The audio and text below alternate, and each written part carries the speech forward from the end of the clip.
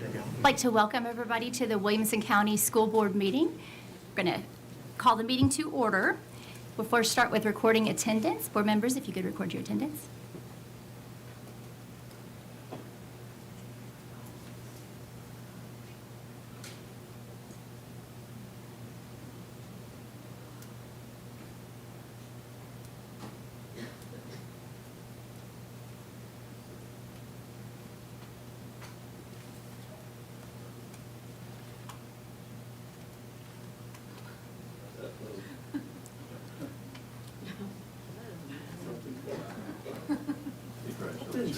That's okay.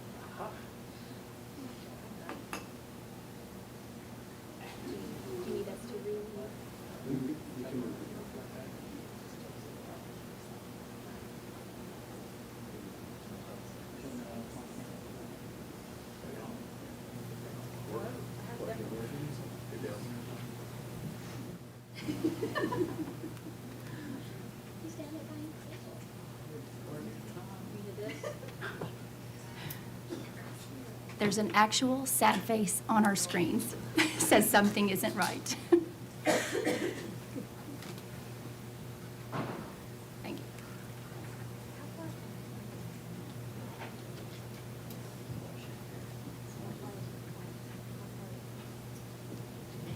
Did you guys read?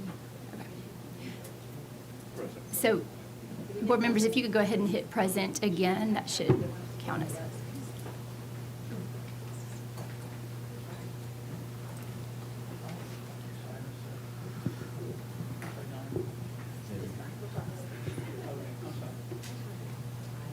There are 10 members present. Thank you so much. We've got 10 members present tonight. Next item on our agenda is the Pledge of Allegiance, and we'll follow that with a brief moment of silence. If you could please stand. I pledge allegiance to the flag of the United States of America and to the republic for which it stands, one nation under God, indivisible, with liberty and justice for all.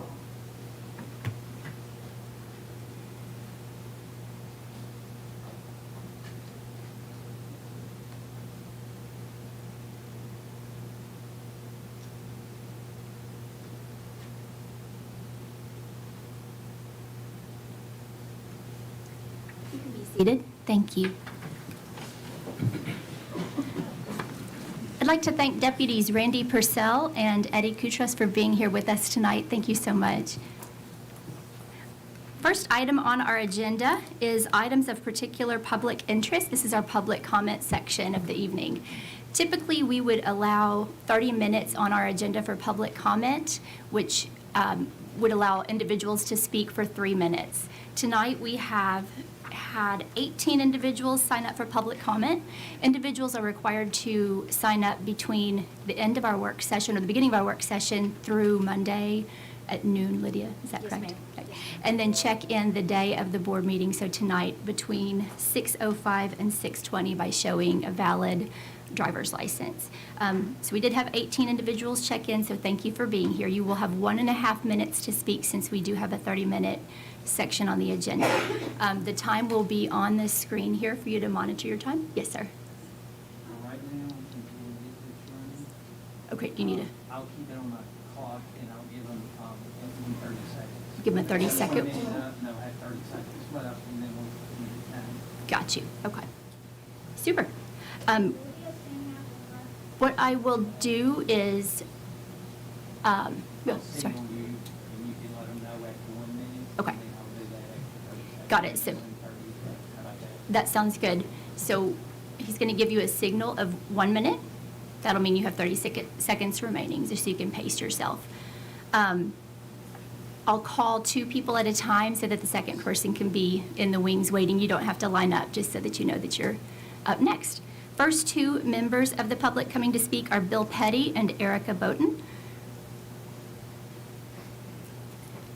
So Bill Petty will be first.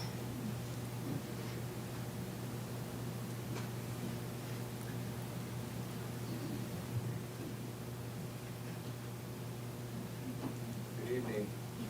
I know I only have a minute and a half, that's not much time. I don't know if we can Can you hear hear me? you quite yet. All right. It's like the play clock in a football game. Okay, are we set? Yes, All right. sir. I know I only have a minute and a half, but I'm willing to sacrifice some of that time just to make a comment I think needs to be made.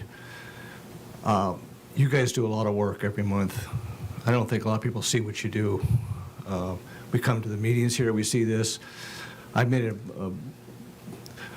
spent this month going to all the meetings you had, the policy committee, ethics committee, and I watched the work session, and I watched the whole thing, all 140 minutes, or whatever, it was, an hour and 40 minutes. And you guys work hard, and I appreciate that. And I think people need to know that this is not an easy job, and you have a lot of responsibility. You're very deliberative. I watched the deliberation in the policy committee over some issues that were very possibly controversial, and I thought you handled them very, very well. That being said, I have an issue that I think we need to address, and that is the flags in the school or personal things that teachers have. We have this idea that the teachers have the First Amendment right, and they do. But every time you work for any organization, you give up some of your First Amendment rights when you walk in the door. You can't just scream and yell at people. You can't say things, obscene things. There's a lot of things you can't say.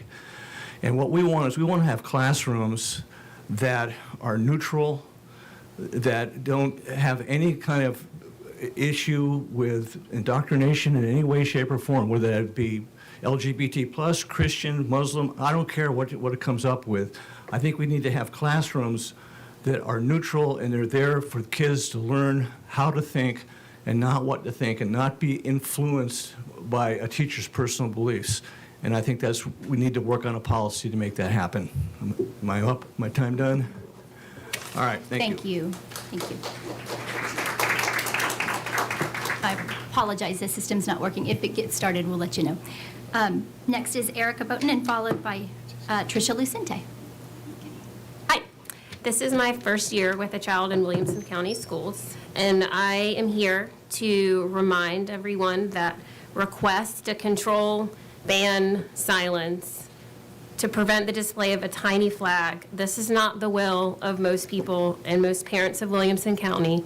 It's not the job of the school board. To many, this flag is a symbol that makes them feel loved and accepted. And this is so important for our kids. If you came here today to oppress under the guise of liberty, let me read you something from the dictionary. Liberty, the state of being free, the power to do as one pleases. Censor, to examine in order to suppress anything considered objectionable. Which of these apply to banning flags? While we walk this path where it's now socially acceptable for people to air their bigotry and hatred and make demands, it's of the utmost importance for us as parents, teachers, school board members to make sure that this doesn't affect our kids. I have a list of therapists' recommended books on inclusion that I propose should be available for students to access. The list will be in your inboxes. Let's choose love over hate. Thank you. Tricia Lucente, followed by Natalie Showalter. Hi, my name is Tricia Lucente, and I'm here to speak to you today about your zero tolerance policy on bullying that seems to apply to everybody except the members of this board. Who is holding you all accountable? I'm speaking for all parents in our community who deserve board members who follow decency rules. A member of this board cyberbullies in this community daily. Why should any taxpayer in our community be subject to this type of behavior? We expect children to follow certain rules and we expect children to follow certain rules and hold them accountable. Shouldn't the elected representatives be expected to follow these? It should go without saying, but sadly we are in a situation where the board needs to get involved. I'm asking that a code of conduct and ethics policy be implemented that prevents any school board member from personally tagging and referencing all Wilco parents with the intent to publicly embarrass, shame, and harass.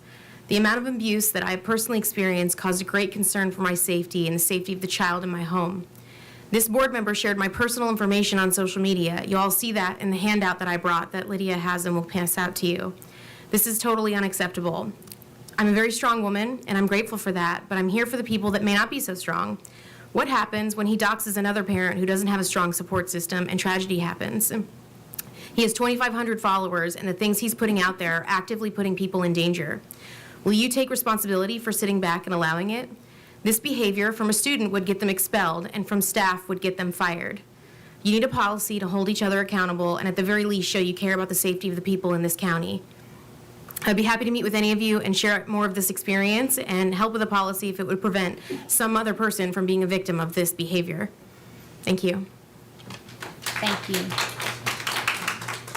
We have Natalie Showalter, followed by Carol Newhouser. Good evening. First of all, I want to thank you all for serving on the school board. I'm sure it's not an easy task, and I know that your family sacrificed a lot by you serving in this capacity. I also know that if I were serving as a school board member, I would not be able to please everyone.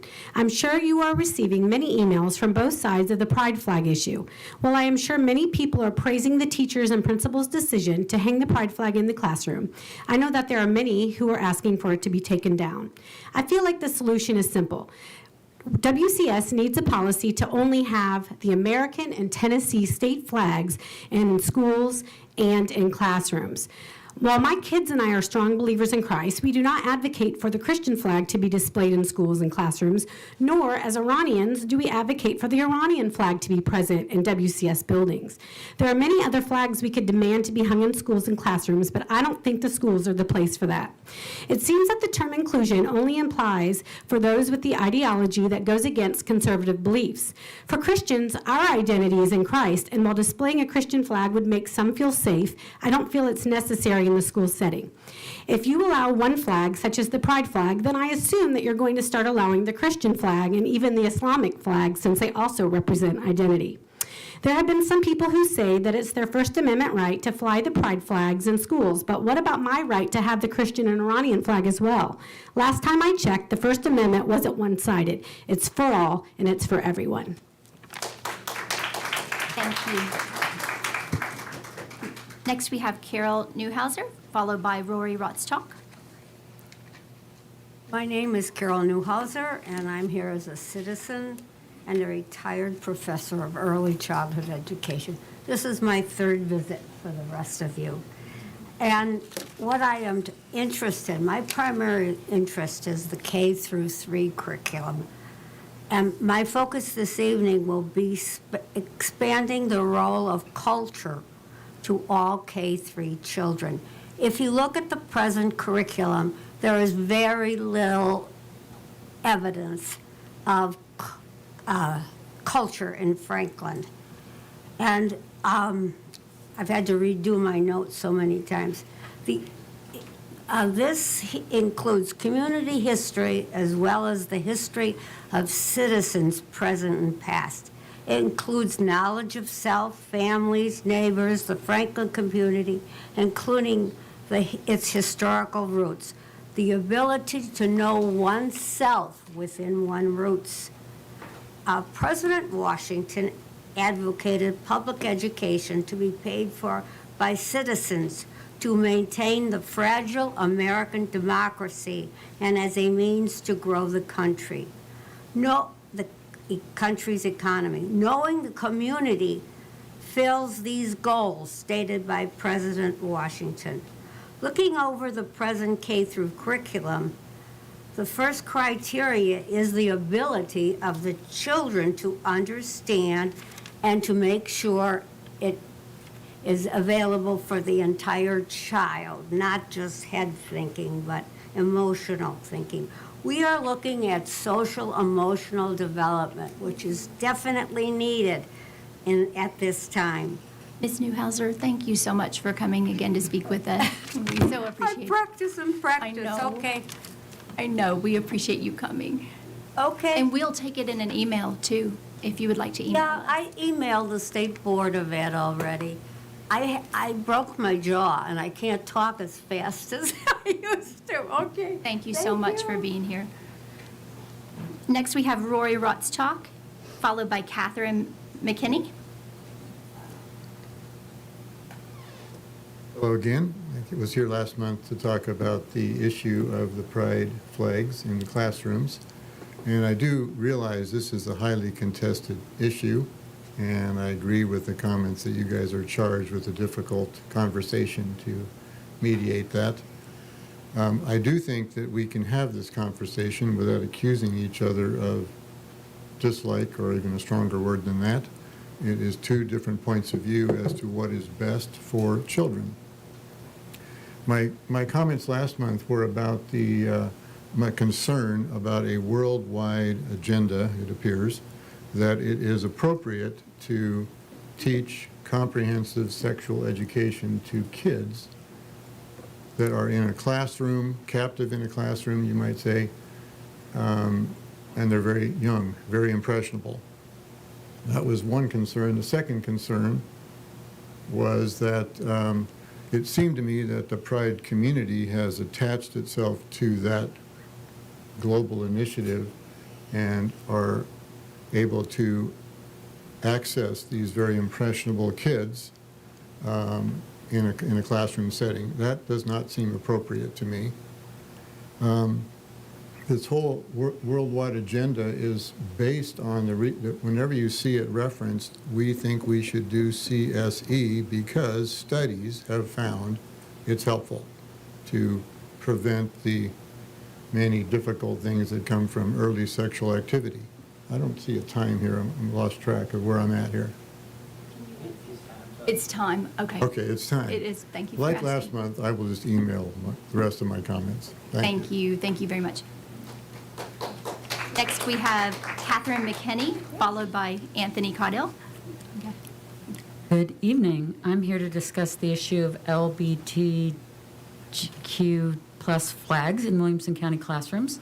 While a teacher's sexual preference may be of interest to some, it's really not the main issue of K through 12 education. What is? What are the grades that each school receives based on? They're based on the results of tests in reading, writing, and arithmetic.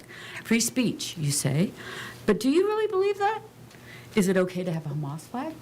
A Russian flag? How about a Nazi flag? The K through 12 classroom is simply not the place to adjudicate political issues. It's the place to educate students on reading, writing, and arithmetic. And Williamson County schools do not receive top marks in all categories. It's not the #1 school district in the nation. It's not even the #1 school district in Tennessee.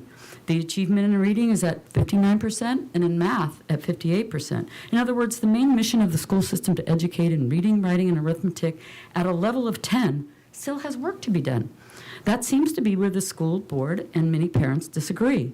Parents want kids to be educated on reading, writing, and arithmetic, while some want to push sexual issues on children. The best way forward for Williamson County schools to achieve excellence in education, i.e. a grade of 10 for all schools, is to focus on the main mission and not flags. No flag besides the American and Tennessee flags should be allowed. Neutrality is best for the classroom. So for me, the main thing, Thank you, Ms. education, should remain the main thing. Thank you. Next, we have Anthony Caudell, followed by Laura C. Good evening. My name is Tony Caudill. At last month's meeting, and again tonight, some have made comments arguing for a ban on all flags in our schools, except for the United States or Tennessee state flag. But I was happy to hear that more comments were made last month against this idea, and I want to add my voice on this. Our schools need to continue to be places where all students feel comfortable, safe, and accepted, and especially in an environment where we have candidates for public office saying things that are exactly the opposite of accepting for those in the LGBTQ community. It is important for LGBTQ students to feel that school is a safe place for them. Allowing students, teachers, staff, and parents to display the pride flag in our schools allows them to show their clear support for students of all sexual and gender identities. And this cannot and should not ever be construed as a bad thing. Rather, it is a very good thing for our community. Let's please keep Williamson County a welcoming community where everyone can feel comfortable being who they are. Thank you. Thank you. Next, we have Laura C., followed by Amy Duncan. Thank you. I'm here because once again, a tiny minority of our community want to impose their personal values, control our professional educators, and make illogical, fear-based arguments that are not grounded in reality. This time, they have the idea that a pride flag somehow indoctrinates or sexualizes teenagers. I'm curious about how this works. Do some of you think that a flag, like just seeing a flag, turns someone gay or indoctrinates them into what? Acceptance of queer students? I graduated from FHS. My teachers had flags in our classroom. Yet seeing the national flag of France in my language teacher's classroom every day for 4 years did not indoctrinate me into being French. A Crimson Tide flag in a coach's classroom did not make me a Bama fan. And the Confederate flag, which we unfortunately still flew at sporting events in those days, did not make me sympathize with the ugly, hateful history it symbolizes. Just like seeing those flags did not change me, seeing a pride flag does not make a person queer or sexualize a teenager. It doesn't harm anyone. What it does mean, however, is that a young person who feels left out might know that they are accepted, that they have a safe classroom space to hang out in, and that they are not alone. And I suspect that that's just what some of our more angry neighbors here want to prevent. They are backed by a national effort to do this in school districts across the country for no reason other than their own prejudice. I encourage you to continue to keep this off the board's agenda and to not make that choice. Thank you. Thank you. Next, we have Amy Duncan, followed by Tristina Kraft.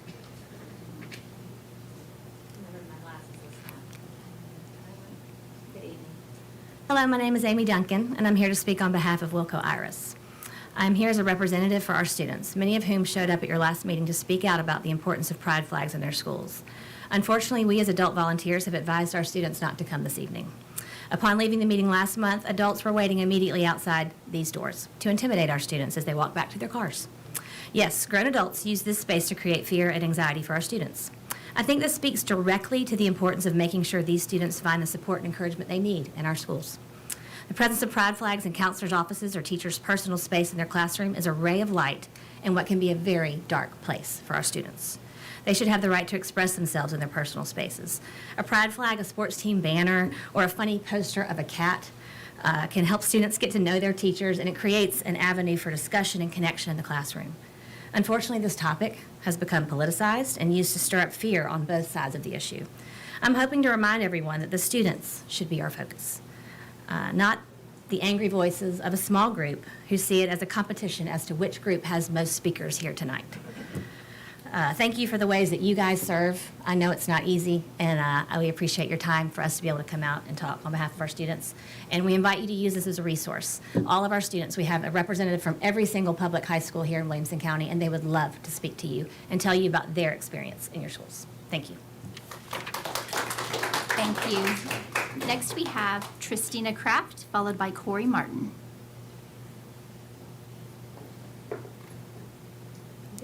Thank you very much for your time. My name is Tristina Kraft, and I am a resident of Williamson County. I'm also a mother of a 7-year-old daughter and a 9-year-old son. I'm here to discuss the pride flag and personal effects in the classroom. This is more than a flag, and where will you stand on this? One of the questions I have for all these board members is, why did you seek your position? Why did you seek your seat here in the office to represent this community? The quality of education in our community has far-reaching impacts beyond the classroom. Schools significantly shape the future of our nation by shaping the attitudes, abilities, and outlook of children today, the most marginalized of our society. It has been said here before, I'm not really even sure why this is a debate. There should be a policy that the only two flags to be flown on public school grounds are the United States of America flag, the USA flag that unites all of us, as well as the great state of Tennessee flag. It is the role of the school to educate, to teach, to not what to think, strike that, the educator to teach how to think, but not what to think, on an approved curriculum that is in here. Public grounds has no business for your ideologies, your philosophies, your thoughts, on the guise of, if you don't agree with me, you're intolerant. But the greatest of love is to speak truth to one another. Keep your business at home, your gender preferences, your sexualization, any of your, how you identify yourself. Those are matters of the home. Where will it stop? There is a clear culture war for our children. What are you going to be recorded here for doing to stand for those? Thank you. Thank you. Next, we have Corey Martin, followed by Genevieve Pejos.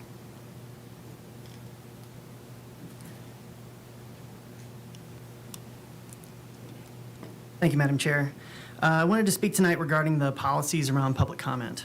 As you all are aware, we had someone fraudulently request access to speak last month, and it was granted. A non-resident represented themselves as a resident by providing a hotel address as their address. It was unfair and caused this board to spend undue time, energy, and attention on a topic that was completely impertinent to the dealings of this board. Also, since we had more than 30 folks request access last month, that means that her fraudulent actions prevented a resident from speaking. And while I would place the blame mostly on the nefarious actions of the actors in question, I would encourage you as a board to increase your vigilance in this area. It seems like the honor system has worked for a while, but perhaps now is the time to assume less honor as a baseline. Specifically, I'm encouraged to see that we're checking IDs for public speakers now. I hope we're also checking to make sure that the address is a residence. Further, I would encourage you to use your discretion while listening to public comment, and if they're not addressing issues concerning the school board, please cut them off. There's a time and a place for confronting public figures about their lives, but this meeting is decidedly not it. We at One Wilco stand with you against folks who are trying to use your platform to promote their brand when it is completely unrelated to the hard work that y'all already have on your plate. I don't expect that this is the last time that a provocateur will attempt to take advantage of this meeting to further their own agenda. If there's anything we can do to support you in this regard, please let us know. Thank you. Our next speaker is Genevieve Pejos, followed by Matthew Spencer. All right. At the last meeting, the superintendent stated that he believed allowing only the American and state flags in classrooms would be an infringement on a teacher's First Amendment rights. But court cases don't back this up. A school is not comparable to a public park where anyone can stand on a soapbox or a bulletin board which anyone can post a notice.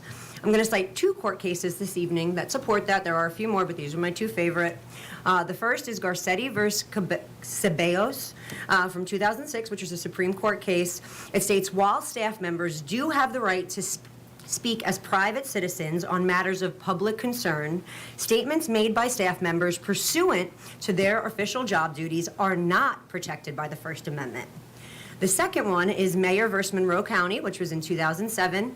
This one states, the First Amendment does not entitle teachers to advocate for a particular viewpoint while teaching to a captive audience of students. The flags, signs, and shirts we are seeing pop up in classrooms throughout our county constitute speech and are undeniably part of a social political movement that is pushing a particular viewpoint on our children. And it is one that the majority of parents in Williamson County, including myself, who you are supposed to be representing, do not agree with.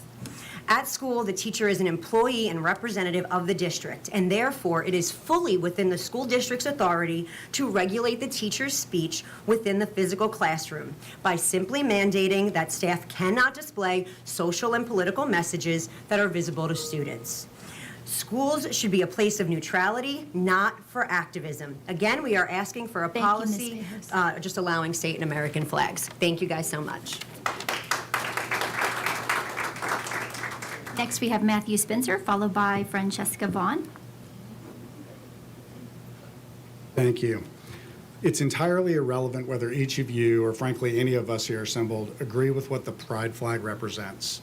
Prior speakers are correct. This is a First Amendment freedom of speech issue. The Supreme Court of the United States actually answered this exact question just 16 months ago in the decision of Kennedy versus Bremerton School District. In quick summary, a high school football coach in Washington was suspended for privately praying on the football field after games, and he subsequently sued the district, saying it was a violation of his right to free speech and free exercise. One of the main questions at issue was whether his capacity as a public school teacher and coach made him a voice of the government, or whether he had a right to those freedoms as a private individual. The following are several excerpts from the opinion of the conservative majority given by Justice Neil Gorsuch in the ruling. First, Justice Gorsuch reiterated in the opinion, this court's repeated promise that teachers do not shed their constitutional rights to freedom of speech or expression at the schoolhouse gate. Another excerpt. Of course, some will take offense to certain forms of speech they are sure to encounter in a society where those activities enjoy such robust constitutional protection, but offense does not equate to coercion. Another, when Mr. Kennedy uttered the 3 prayers that resulted in his suspension, he was not engaged in speech, quote, ordinarily within the scope of his duties as a coach. He did not speak pursuant to government policy. He was not seeking to convey a government-created message. Simply put, Mr. Kennedy's prayers did not owe their existence to Mr. Kennedy's responsibilities as a public employee. And finally, teachers and coaches often serve a vital role model, but this argument commits the errors of positing excessively broad job descriptions by treating everything teachers and coaches say in the workplace as government speech subject to government control. Thank you. Sorry. Next, we have Francesca Vaughn, followed by Preston Henson.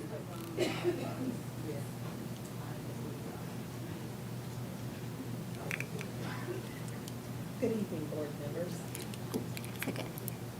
Good evening, board members, and thank you, Madam Chair. I have a 13 and 17-year-old that attend public schools in Williamson County, and I'm here to discuss the issue of a pride flag in the classroom.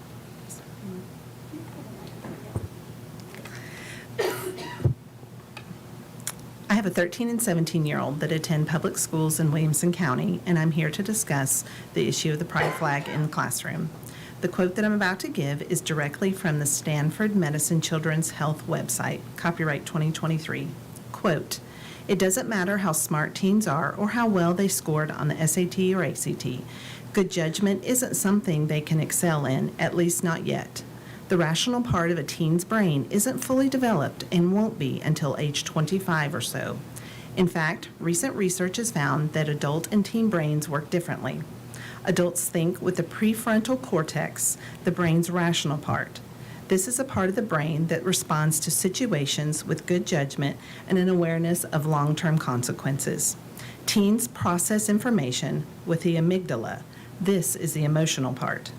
In teens' brains, the connections between the emotional part of the brain and the decision-making centers are still developing, and not always at the same rate. That's why teens have an overwhelmingly emotional input. They can't explain later what they were thinking," end quote. If educators claim they desire their classrooms to be a, quote, safe space, end quote, they should not display a flag that represents a specific sexual orientation to minors between the ages of 15 and 18. As quoted from scientific research, their brains are not fully developed to make a decision or be influenced by others' decisions with long-term consequences that they have difficulty explaining later. Thank you, and I Thank you. apologize for the snafu in the beginning. Next, we have Preston Henson, followed by Ravita Rockman. All right, well, I had a whole speech, but the people on my belief pretty much covered everything, so I'm just going to go stand here and be, I guess, according to the other side, I guess I'm a bigot, a racist, and all that because I don't agree with the flag. I'm going to speak to you as a parent, not as a pre-made speech and all this. My daughter is in 3rd grade. I know you've heard it before. Just please don't have sexualized symbols. I have gay people in my family. I'm not against gay people. So I just don't understand why at that age it should be a symbol there. Because like I said last time I got to speak, she asked me about it and I had to explain to her what it was. And I shouldn't be explaining that to a 3rd grader, what that flag symbolizes in our belief. You know, we're raised Christian and stuff, and I know that they're going to use that against me too. But, you know, how about having, what is it, Matthew something that talks about, a verse that talks about marriage between a man and a woman. You know what? My daughter would like to see that on the wall. You know, it'd make her feel safe and comfortable in that classroom. So, you know, we could go back and forth and yell at each other and go outside and say we're being bullied and go to our safe spaces and all that fun stuff. But no, just keep American flag, Tennessee flag, no issue. When they get older, if they want to be gay, that's fine, you know, but not little kids. So that's it. That's all I got. Thank you. Next, we have Ravita Rockman, and our final speaker will be Becca Ripley.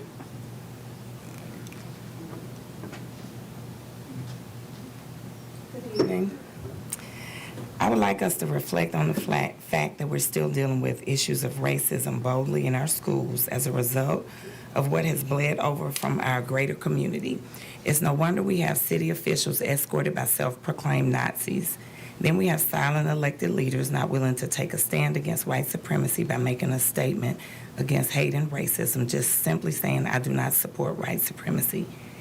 This should be easy considering the state law dictating no race should be superior to another regarding teachings at school. Last Monday after fall break, one school had 5 racial bullying and harassment issues in one day. So when the broader community is asking you all to take a stand, sometimes your silence can be seen as complicit. Whether we like it or not, this is a problem for all of us that must be supported by actions and policies. Otherwise, it is lip service. We must continue to put policies in place to district-wide to deal with racial harassment, especially in cases when staff are not following the guidelines by reporting every case to central office. Our students of color are tired and need assistance and consequences within your control. The policies for students and staff must always show that WCS is standing for changing this culture that our students are witnessing and seeing. Thank you. Thank you. Our final speaker is Becca Ripley.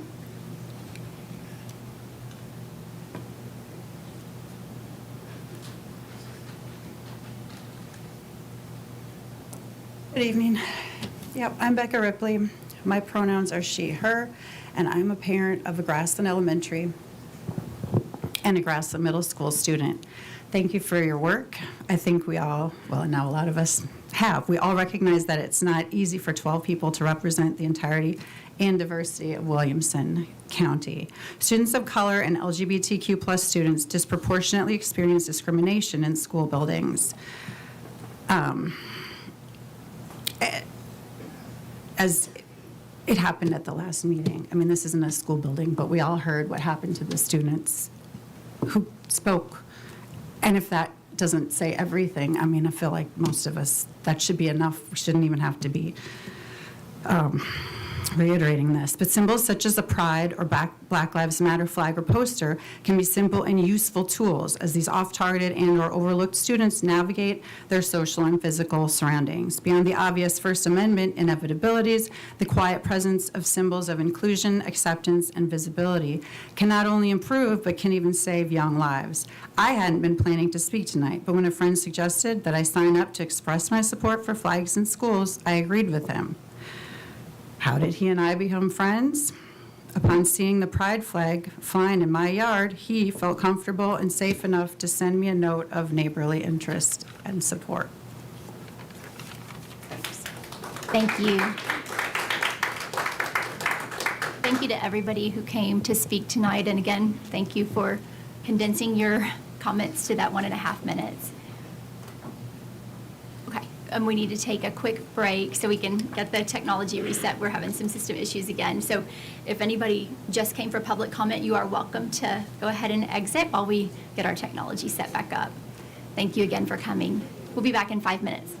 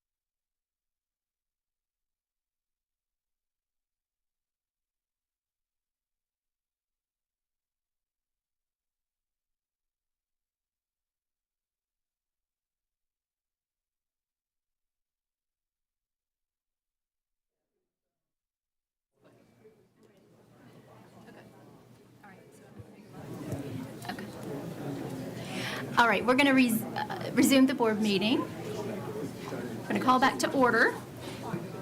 The next item on our agenda is to approve the agenda, and we have not been able to get the technology working, so we're going to be doing voice votes this board meeting. So Ms. Glenn will be calling for voice votes by district. Ms. Glenn, we'll see. I'm thrown off. So we first need to open the floor for a motion. Does anyone have a motion for thank you, Mr. Welch. And a second? This is for a motion for the approval of the agenda. Mr. Cash, thank you. Now we'll open the floor for discussion on the agenda. And we won't have the technology, so if you just want to indicate to me that you have a discussion. All right. Ms. Glenn, I think we can go ahead and proceed. Angela Durham. Yes. Dan Cash. Jenna Priya. Yes. Jay Galbraith. Yes. Sheila Cleveland. Yes. Donna Clements. Yes. Rick Wimberly. Yes. Eric Welch. Yes. Casey Hall. Yes. Drayson Beasley. Your vote is 10 yes, 2 absent. Thank you. Motion passes for the approval of the agenda. Next item on the agenda is approval of the consent agenda. Do we have a motion? Mr. Hawk, thank you. And a second? Thank you, Ms. Clements. Do we have any discussion? Okay. Ms. Glenn? Angela Durham. Yes. Dan Cash. Jenna Priya. Yes. Jay Galbraith. Yes. Sheila Cleveland. Yes. Donna Clements. Yes. Rick Wimberly. Yes. Eric Welch. Yes. Casey Hall. Yes. Drayson Beasley. Yes. Your vote is 10 yes, 0 no, 2 absent. Thank you. Motion passes. And with the approval of the consent agenda, we approve the September 18th, 2023 school board meeting minutes, and we approved school board policies for second reading, the charter school authorizing principles, charter school applications, charter school agreements, charter school oversight, charter school intervention and revocation, and charter school renewal. We also approved the recommendation for field trip fee requests and the approval of the E-Plan Elementary and Secondary School Emergency Relief Fund. We also approved the Town of Thompson Station's request for a utility easement at Independence High. Next item on the agenda is communications to the board. Mr. Golden. Thank you, Madam Chair, and I want to thank the folks who spoke at public comment tonight, our stakeholders who spoke at public comment. We did make an administrative change in this past month to make sure that we do check IDs so that our stakeholders are those who spoke. Also, I want to just do a quick reminder of the focus points we had for our teachers and staff for this school year. We talked about a focus on student learning and a focus on a safe environment for all our students. And we know that in a school setting, so many issues will come up because we are a reflection of our community. And I want to just reiterate that everything we do is with that fundamental, basic focus of making sure all our students are safe. So we always encourage our faculty and staff and our students, if there is an issue that they see that might need investigation, to let us know. Second, I want to talk about just a reminder of what we discussed at our work session. I mentioned 2 items. Number one, our leadership team went just this past week to our annual meetings with our benchmarking districts. We benchmark off a number of high-performing school districts across the country. And we had a really good discussion in Metro Atlanta. Happened to be Forsyth County, Georgia, one of those very fast-growing areas in Atlanta with high-performing students. And we are in the process of looking at the best practices we learned from our peers, applying those best practices to our new strategic plan and those 28 objectives that we have within that plan to make sure that those opportunities we see from our peers can be implemented as we progress with taking those action step planning steps for the process we're going through in continuing to grow as a school district. We are making sure that we do have some community participation, additional stakeholders participating in that work as we are setting our action steps for our long-term strategic plan. Next, we talked specifically about our bus routes. We all know that our biggest challenge staffing-wise is bus drivers. We're staffed at about 73% of optimum. That optimum would include us being able to run just a single route rather than any first and second loads.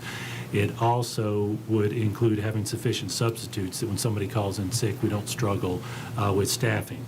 In our previous board meeting, back in September, we had a discussion about piloting a change in the nature of our bus routes. In essence, working on trading some service, quality of service, potentially for improving the overall service. And we're working on identifying locations where we might pilot a bus route program that would reduce the number of bus stops, still within the state standards, and create some parent responsibility zones within that 1.5 miles where the state actually doesn't require us to run bus routes if we run buses. We're going to be having 3 community meetings at this point. That's our plan in 3 locations that we discussed at the work session. And we're working on scheduling those meetings for next week at Hunters Bend Elementary, at Mill Creek Elementary, and at Allendale Elementary for those feeder patterns from the elementary, middle, and high, where we propose to experiment to see, can we save some bus routes to, in essence, speed up the service to some of our folks by making sure that we still comply with the state process. Carol Birdsong's department will be publishing a story on that in tomorrow's In Focus. We're nailing down those dates, and we're going to be soliciting some information from our parents. Are there any items that we need to consider as we decide what particular locations to do that pilot? And we've already heard from some folks based on that work session. I've gotten emails from folks excited, and I've gotten emails from folks concerned, and so that's why we want to make sure we get that appropriate stakeholder information before we actually nail down that pilot so that we can do a projection of what difference this might make for us in the long term. With that, Madam Chair, just if there's any questions from you, I certainly welcome those. And after that, if there aren't any questions, I'm going to introduce Carol Birdsong for some student and staff spotlights. Okay, we do have a question from Mr. Welch. Mr. McConnell, tonight we heard during public comment, there was mention of some students who came to public comment, and as they left, it said they were intimidated or bullying. This is the first I've heard of that. I'm not sure what that means, but certainly we should never have a scenario where our students aren't comfortable in coming and speaking to the Board of Education, that it is their education after all. So I want to ask you if you can do an investigation into that, and if something significant did occur, I think we should be taking appropriate action up to and including having adults who, if they are legitimately bullying and intentionally intimidating students, should up to and including being banned from our school property. That's just something that cannot be allowed to occur. Now, obviously, what actually happened, I don't know, and interpretations are subjective, but that would be the point of the investigation, if you would look into that, please. Thank you for that. We will investigate. And Mr. Welch, I also want to mention that in a school setting, we have made it a focus, and you all have heard this in these meetings, that we encourage any concern to be reported to our school administrators. We have spoken specifically to our administrators that inappropriate behaviors, even in a classroom, related to race, sex, national origin, etc., are not classroom management issues. Those are more serious than simply classroom management. I think I lost my mic. I'll take another shot. Okay, microphone's back. Those are not classroom management issues. Those are issues that need to be reported to the principal. Likewise, if something happens at our meetings, we'll do the same. Thanks, sir. Appreciate it. Mr. Golden, was there any report of this to you, or has there been any reports all week about this incident outside the building? I had not received a report of that. So this could all be hearsay.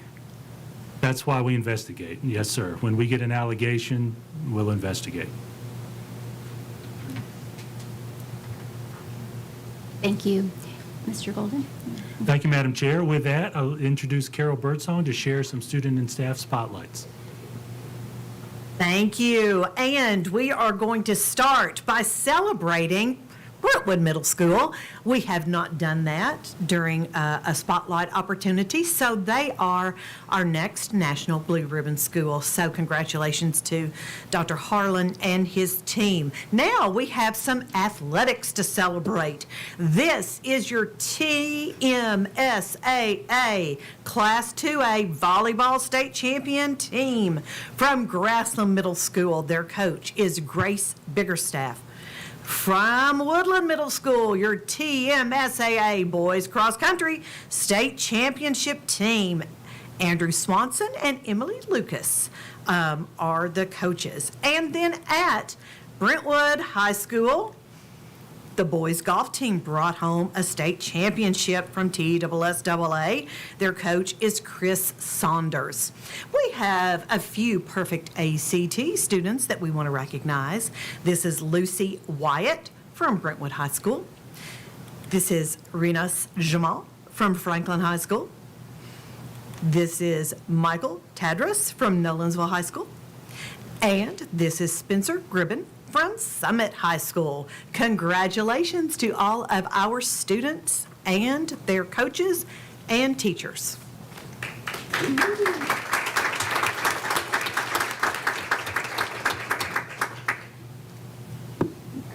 That's my report. Thank you. Thank you, Ms. Birdsong. All right, next item on the agenda is the board chair report, and I just want to acknowledge once again Rick Wimberly and Sheila Cleveland and add Jen Apria to the list for the Boardsmanship Award. I left her off Thursday. So that is the acknowledgement of their effort for achieving all of their annual training requirements, plus additional events and conference activities that they can attend to achieve a level 1, 2, 3, 4, or 5 Boardsmanship Award. So congratulations. They were acknowledged last month at our fall regional convention. That is all I have on my report. So next item on the agenda is new business. First is the 2023 and 24 school board budget. First item under the budget is approval of general purpose school fund amendments, Innovative Schools Model Grant for $15 million. Mr. Golden? Thank you, Madam Chair. You all may recall, I'm sure you do recall, that last year in the governor's budget, he included an Innovative Schools Model Grant that we would apply for the state. It was funded based on $1 million per high school and $500,000 per middle school. We had to submit a plan to them for college and career technical education innovation. We made an application, you all approved that application, and the state subsequently approved it to build an innovation center. Our plan is to build it on the Franklin High School campus. We actually worked out a long-term lease agreement with county government because it is on the old animal shelter campus. That includes $15.5 million. We've received the grant. This is a request to put those grant funds in the appropriate locations so that we can begin the planning and construction of that building. I got to mention a couple of projected college and career technical education programs. Aviation. Franklin Special School District is also working on that with their grant. The hope is that there can also be some verticality to that, even from middle school to high school and potentially even up to college. And we're looking for innovation even in something as traditional as HVAC, because it's been a few decades since we have had programs like that in Williamson County, but the demand has increased and the potential for a lucrative career has even increased. So we believe that the interest is going to continue to grow. Do recommend approval for this grant. Thank you, Mr. Welch. Thank you for your motion. And Mr. Wimberly, you second? Thank you. And do we have any discussion? Mr. Cash? Madam Chair. Mr. Golden, will we be getting the old animal shelter and redoing that? Is there some money for that, or is there another plan? That's a tear down.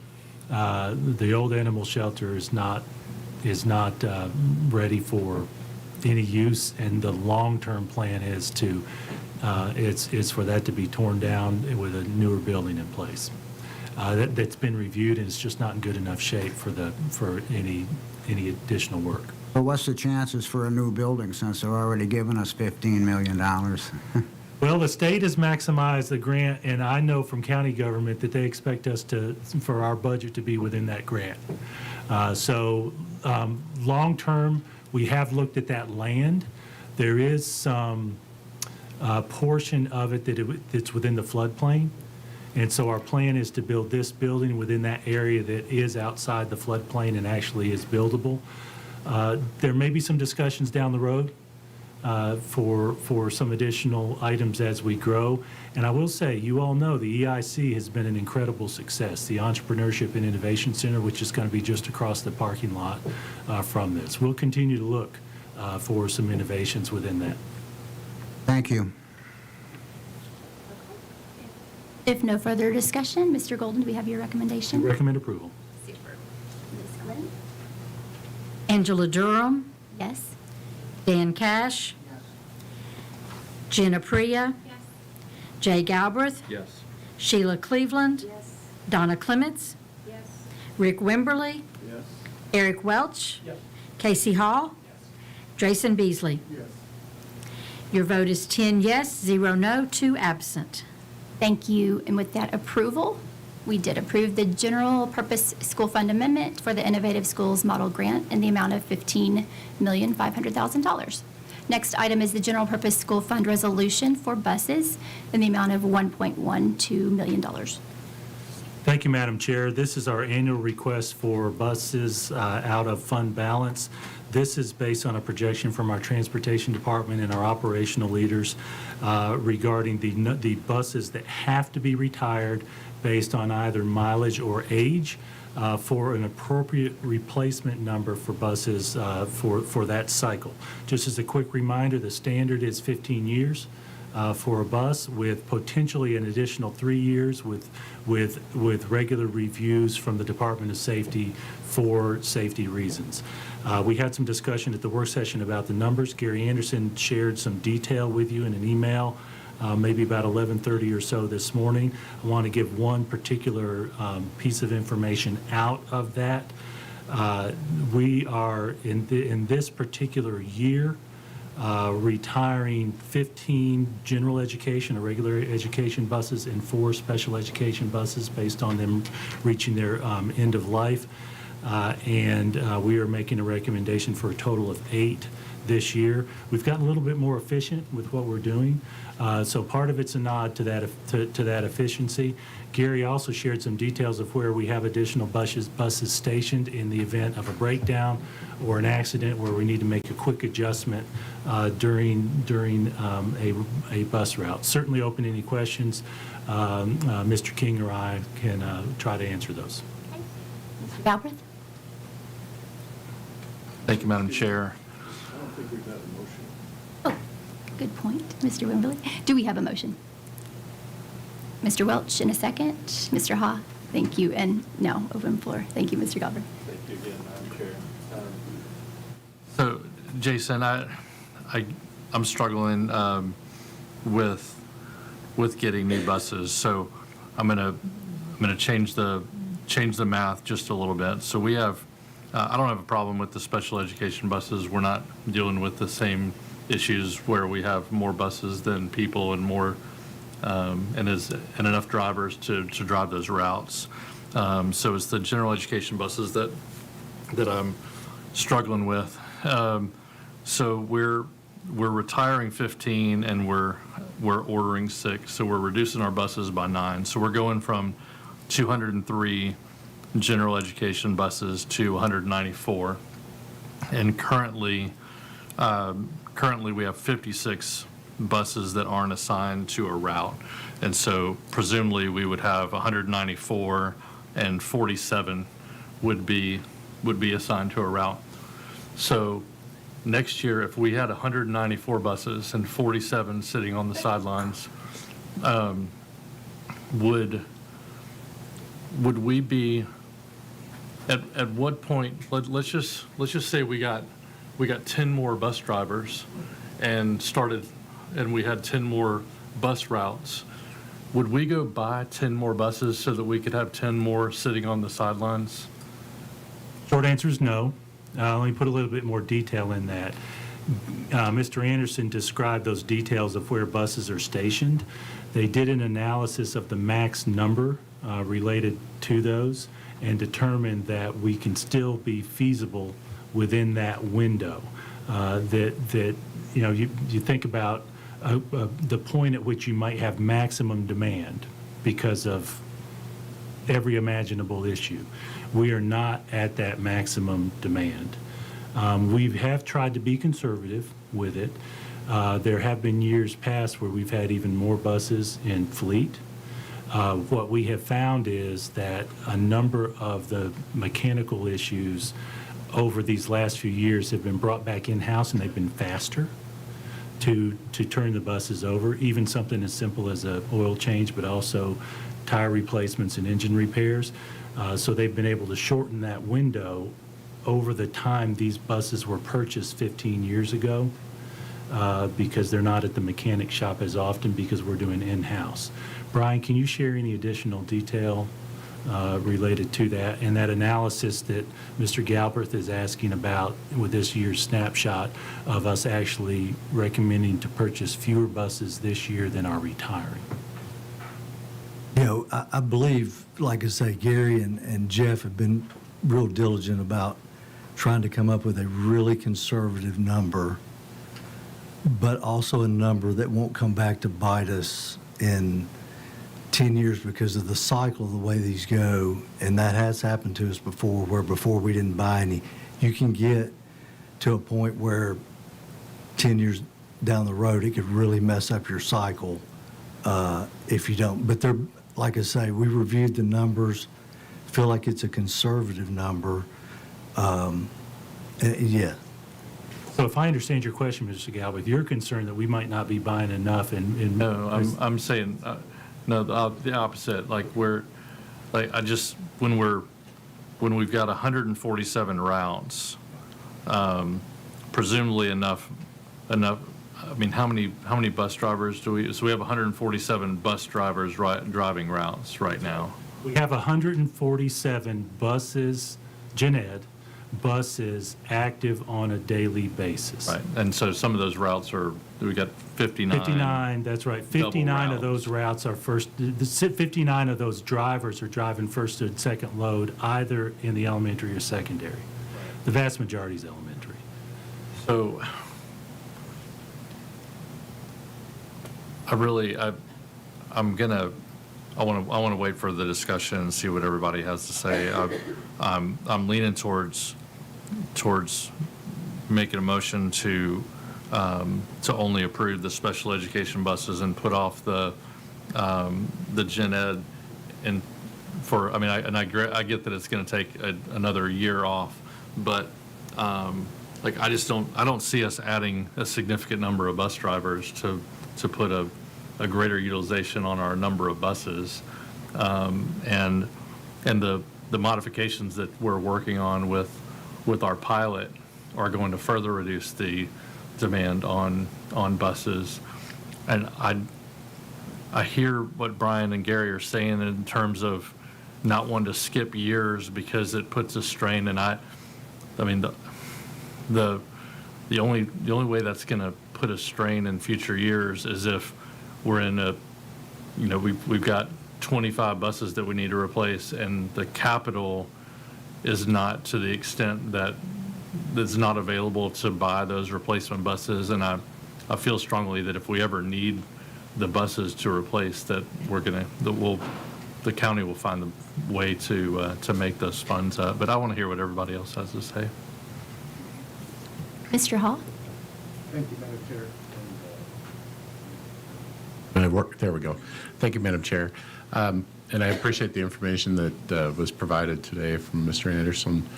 And my question is, and if you don't know offhand, that's fine, we can take it offline, but have there been any supply chain challenges in recent years with getting buses, and has there been a lead time that's changed recently? Yes, the delay continues to expand. We have, Brian, if I'm not mistaken, received some buses that were ordered in, if I'm not mistaken, correct me if I'm wrong, because I don't want to misstate, somewhere around November of last year have been delivered just in the past month or two. Is that accurate? That is correct. So before the supply chain issue became an issue 4 or 5 years ago, the purchase window was around 6 months, 6 to 8.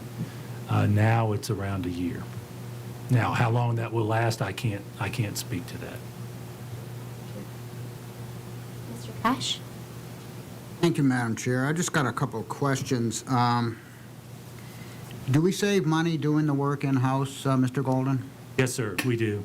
The profit margin in a private business is not there, so we save time and money. We did not increase the number of mechanics. We just increased their training and opened the door for them to do more and be more efficient in their work. We've got 147 bus routes? 147 general education buses on the road. Right. We actually have the number of bus routes. And Brian, I had that note jotted down, and the actual routes is somewhere around, if I'm not mistaken, 375 when you factor in first and second loads. Right. And then you double that for the morning routes and afternoon routes. Right, so you've got running two rides with 59 of those buses on those routes. So we're running roughly 350 routes a day. Around, yes, sir, that's right.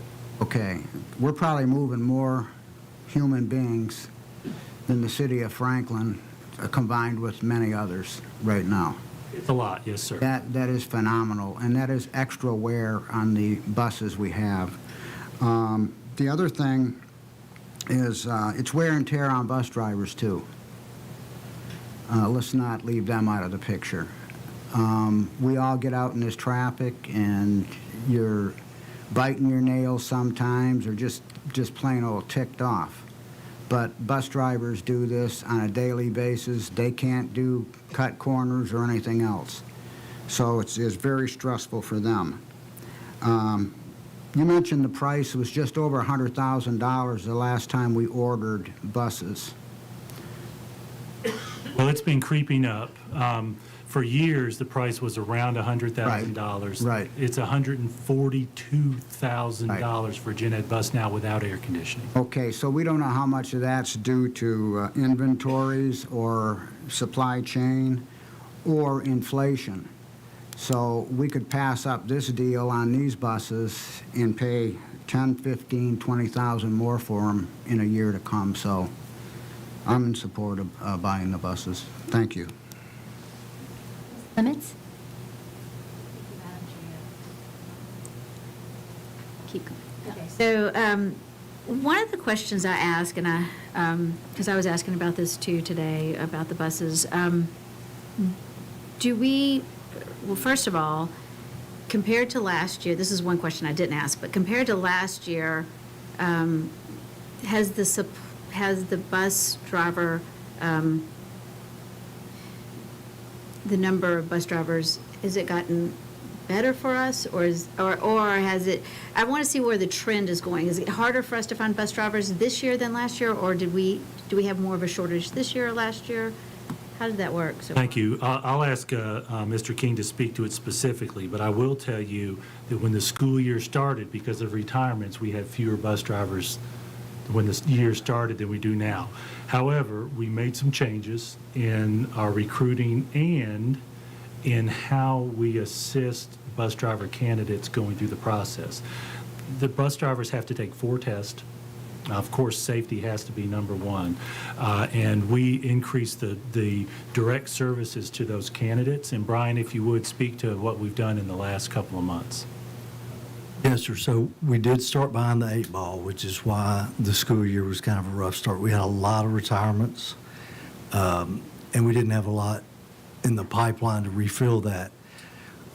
We have made some changes in transportation and some of our processes and getting people onboarded. So right now, we're actually a little bit ahead of where we were last year. And so some of the pressure is coming off transportation. We're still running too many first and second loads, more than we would like. But right now, we're back to a little bit better than where we ended up last year, just by a little bit.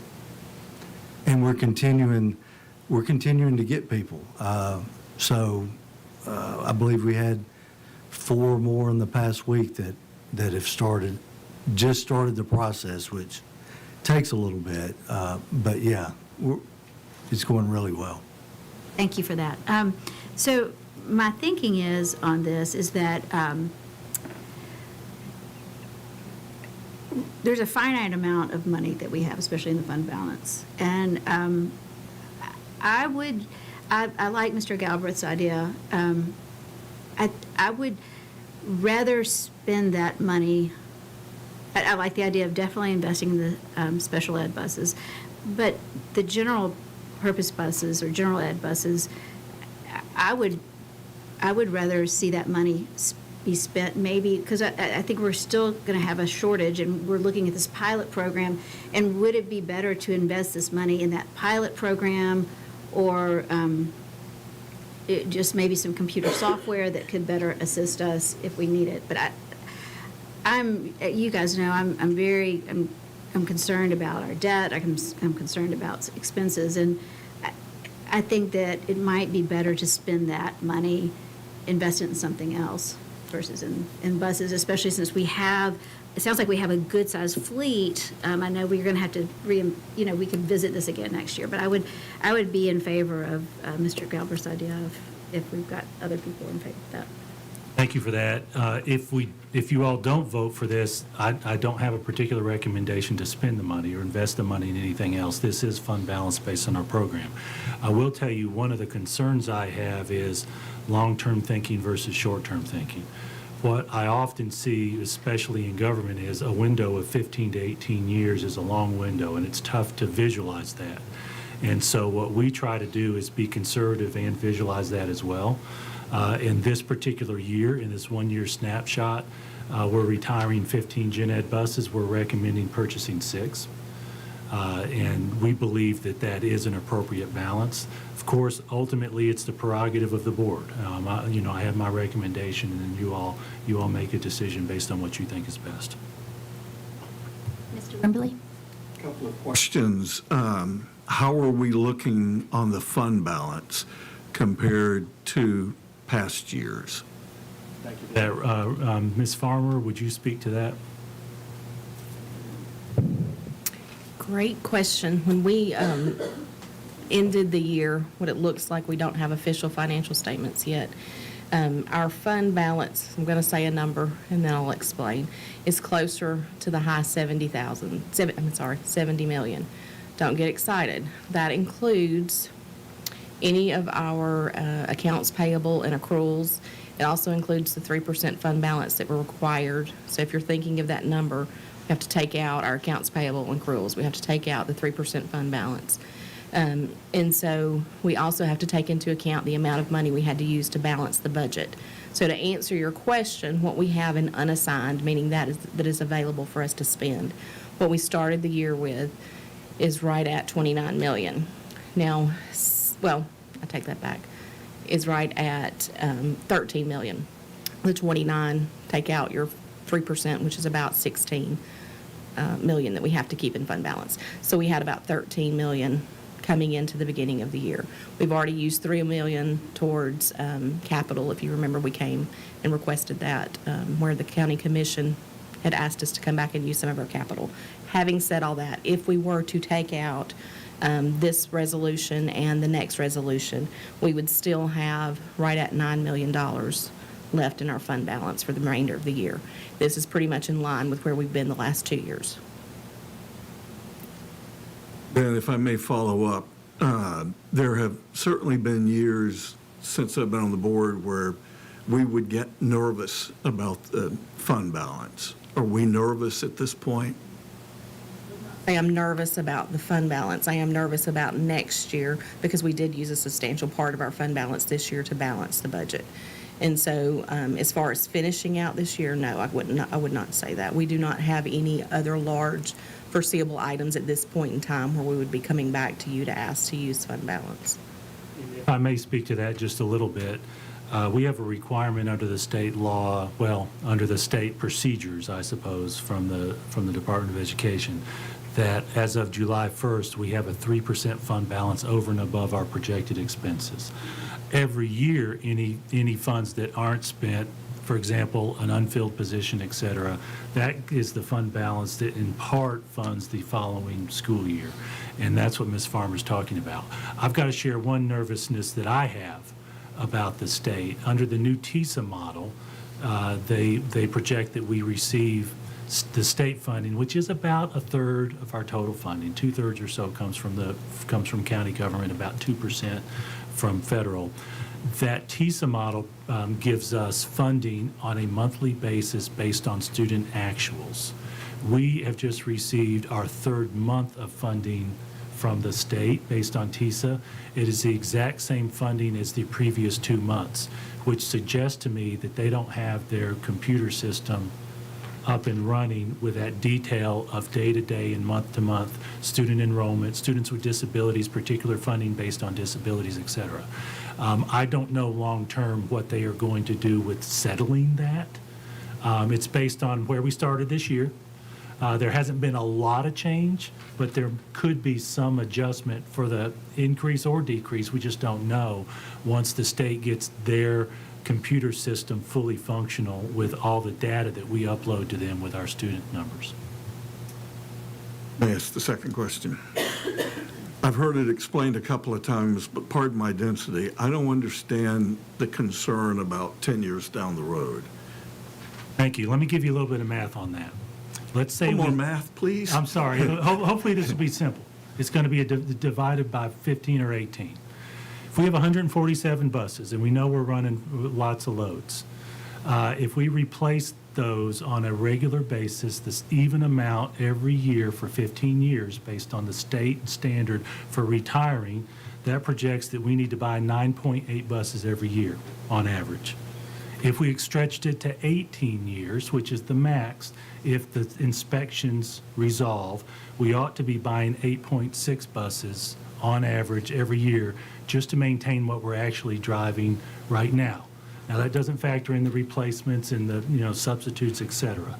We are recommending that you purchase 6 buses this year, less than the average. I don't think it's wise to zero it out on any particular year because we're putting some burden on some subsequent body. Mr. Welch? Questions were answered in Mr. Wimberly's questions. I was looking at the email that Gary sent with the numbers, and it says that currently we have 56 unassigned general ed buses, and out of 203, and I think he mentioned on Thursday night that we should have a cushion of about 10% for breakdowns and what have you, needing replacement buses. So I feel like that being at 56, which is well over 10%, so almost 30%, it seems like we have enough of a cushion that we could skip a year for the gen ed buses. I kind of agree with what Jay is saying, that we go with the special ed buses because that cushion is less. We have 17 unassigned.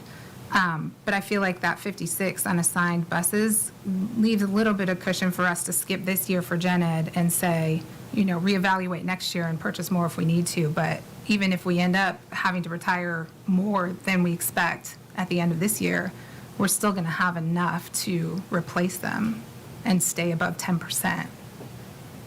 So if it saves us some money in the general fund, in the fund balance, I think that's a wise move. But that's just my math.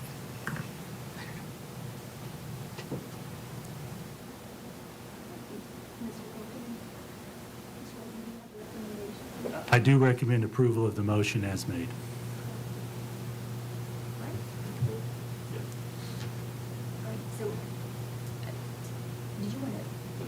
Okay, yeah, go ahead.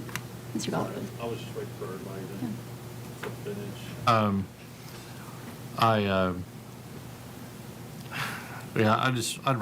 I'd like to see where everybody stands on this, but so I will make the motion to revise this to only replace the 2 special education buses. The cost of that is $136,495.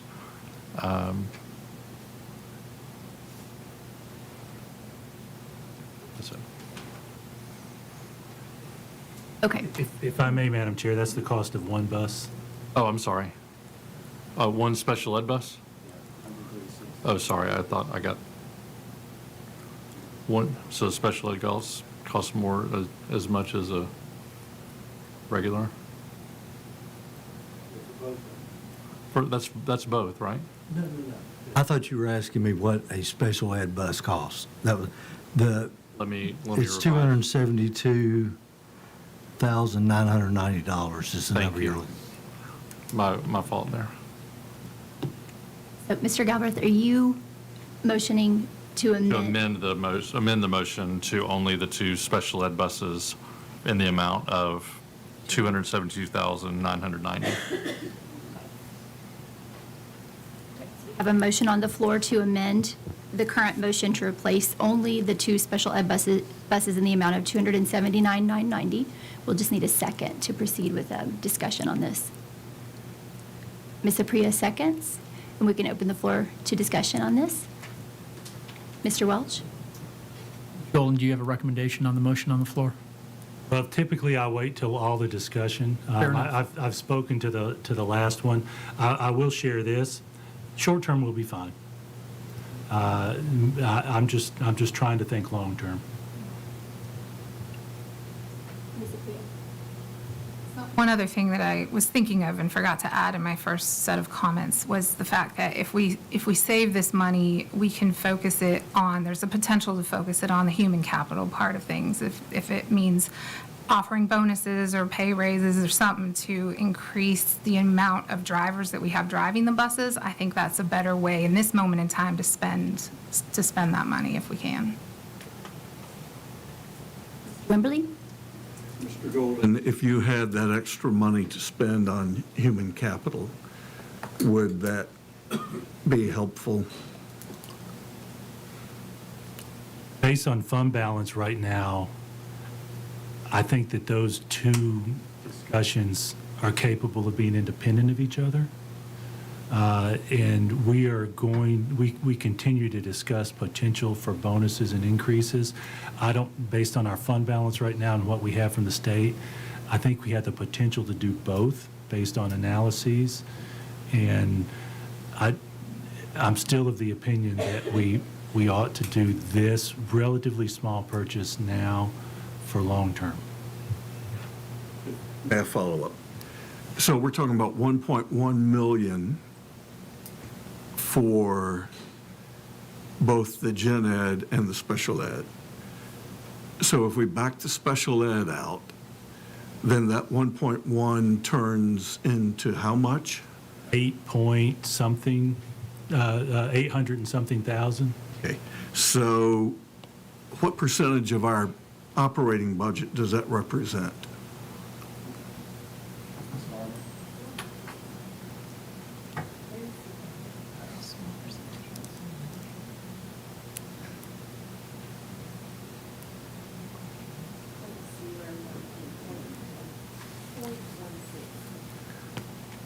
.16%.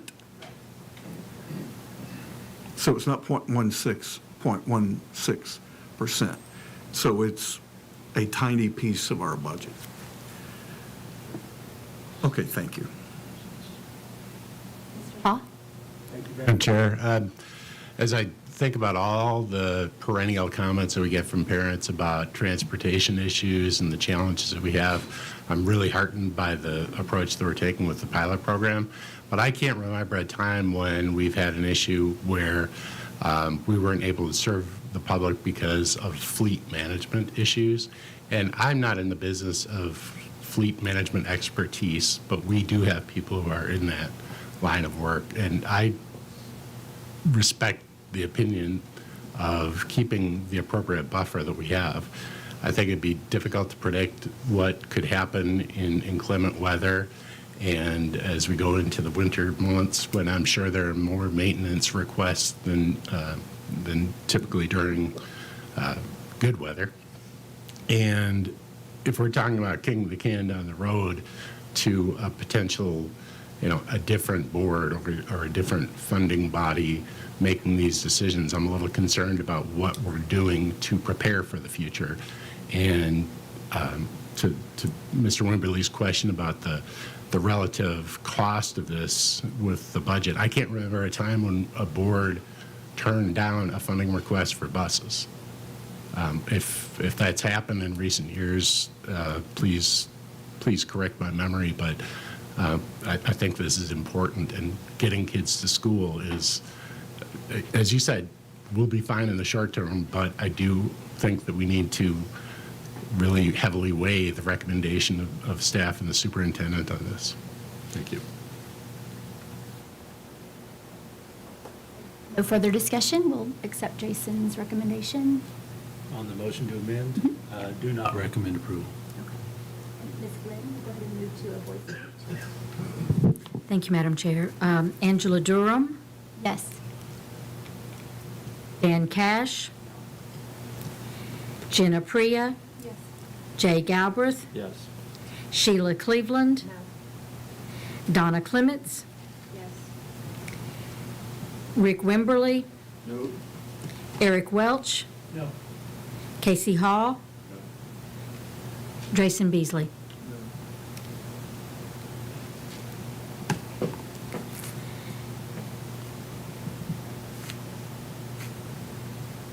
Your vote is 6-4, 6-4, 4 against, and 2 absent.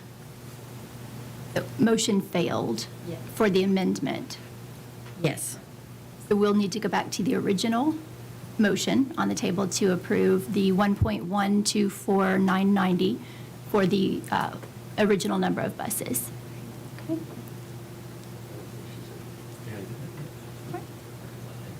We had four yeses. 4 yes. 4 6 yes. no. Yes. Okay. I think, I'm sorry. That's okay. We knew what you meant. So we had 4 yes votes and 6 no votes and 2 absent, so the Yes. motion failed. Yes. So we will go back to the original motion on the table that was supported by Mr. Golden, and we'll go ahead and, do we want to reopen for discussion? Anybody have discussion on the original? Oh, yes, Mr. Beasley. Yes, I don't know if it's appropriate or not, but I just want to ask Mr. King, do you need these buses, the general ed buses? Yes, sir. So I'll agree with Mr. Golden. Could we make it this year if we didn't get them? Absolutely. We're not going to get them for a year anyway. But long-term, this is the cycle we're on. And like I say, I fully believe that we're being conservative with this number.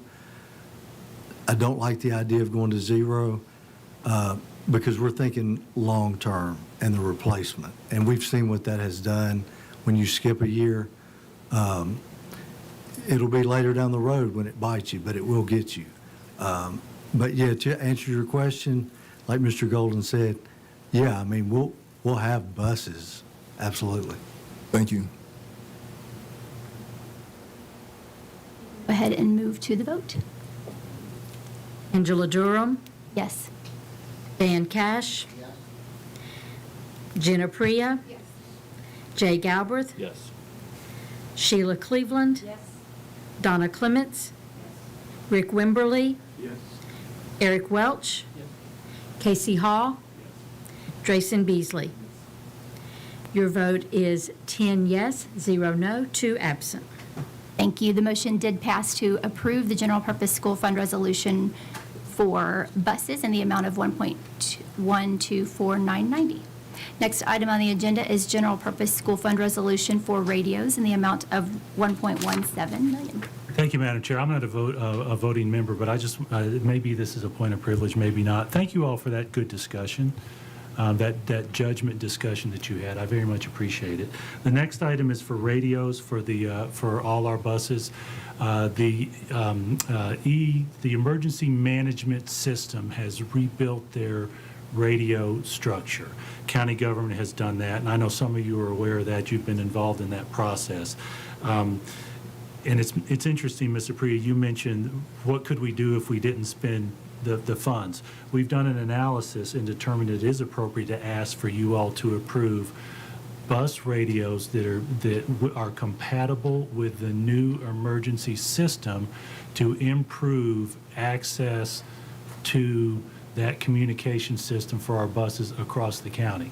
Currently, many of our buses have old radios. The last 2 years, we have purchased the newer system, but the vast majority of our buses have older radios that are not compatible.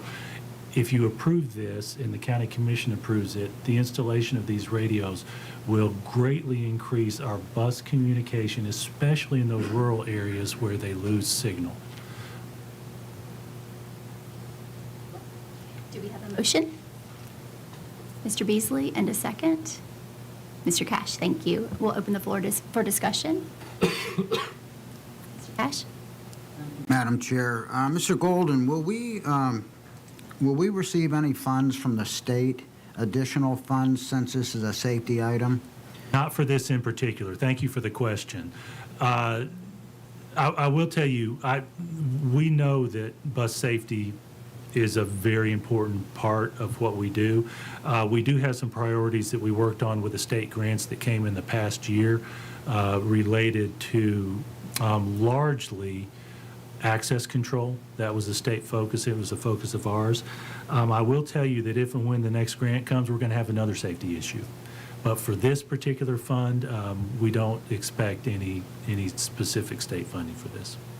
Well, I think we've spent tens of millions of dollars over the years on safety, and I don't see why we'd stop here, so I would approve this. No further discussion. We will accept Jason's recommendation. You recommend I do approval? recommend approval. Thank you. Thank you. Angela Durham? Yes. Dan Cash? Jenna Priya? Yes. Jay Galbraith? Yes. Sheila Cleveland? Yes. Donna Clements? Yes. Rick Wimberly? Yes. Eric Welch? Yes. Casey Hall? Drayson Beasley? Yes. Your vote is 10 yes, 0 no, 2 absent. Super. Thank you. And with that approval, we did pass the motion for general purpose school fund resolution for radios in the amount of $1.17 million.